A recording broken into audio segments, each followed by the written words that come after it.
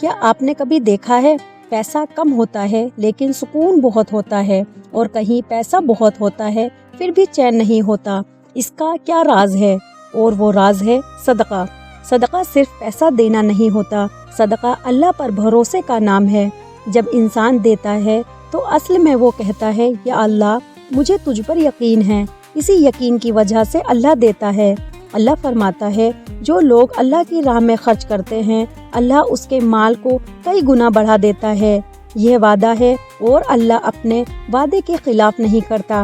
نبی کریم صلی اللہ علیہ وسلم نے فرمایا، صدقہ مال کو کم نہیں کرتا بلکہ بڑھا دیتا ہے، اور جو پریشانی آنے والے ہوتی ہے اس کو ختم کر دیتا ہے۔ ایک صحابی تھے، بہت غریب، گھر میں کھانے کو کچھ نہیں، پھر بھی جو تھوڑا تھا وہ کسی ضرورت مند کو دے دیا۔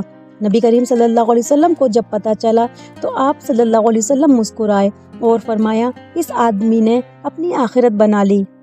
کچھ وقت بعد اللہ نے اس کے لیے ایسے راستے کھولے جس کی اس نے کبھی امید بھی نہیں کی تھی۔ نبی کریم صلی اللہ علیہ وسلم کے زمانے کا واقعہ۔ نبی کریم صلی اللہ علیہ وسلم کے پاس ایک آدمی آیا شکایت لے کر، یا رسول اللہ میرے گھر میں تنگی ہے۔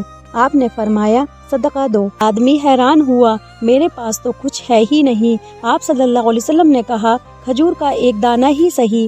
اس نے وہی کیا اور کچھ ہی دنوں میں اس کی حالت بدل گئی۔ صدقہ چپ چاپ کرو، صدقہ دکھاوے کے لیے مت کرو، صدقہ صاف کمائی سے کرو، صدقہ اللہ کی رضا کے لیے کرو۔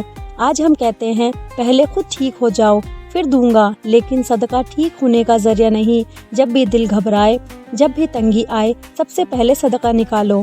یاد رکھیے، جو اللہ کی راہ میں جاتا ہے وہ کبھی خالی نہیں لوٹتا۔ آپ صلی اللہ علیہ وسلم کے زمانے میں ایک صحابی تھے جو بہت غریب تھے لیکن دل بہت امیر تھا۔ ایک دن ان کے پاس کھانے کو صرف ایک روٹی، دروازے پر ایک ضرورت مند آ گیا۔ صحابی نے بنا سوچے روٹی کا آدھا حصہ اسے دے دیا۔